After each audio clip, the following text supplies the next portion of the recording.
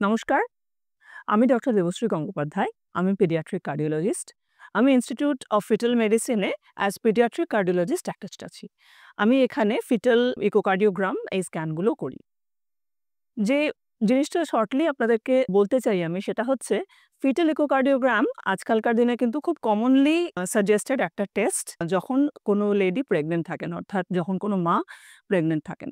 Fetal eco prescription হওয়া এর অর্থ কিন্তু এই নয় যে আপনার বাচ্চার হার্টে কোনো প্রবলেম আছে। বিভিন্ন কারণে আপনার অবস্টেট্রিশিয়ান বা আপনার গাইনোকোলজিস্ট ফিটাল ইকো সাজেস্ট করতে পারেন।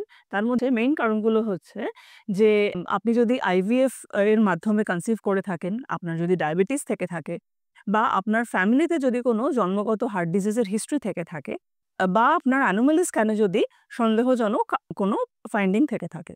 এরকম ক্ষেত্রে ফিটাল ইকো রেকমেন্ড করা হয় এটা জানার জন্য যে বাচ্চার হার্টের কোনো জন্মগত দোষ বা ত্রুটি আছে কিনা।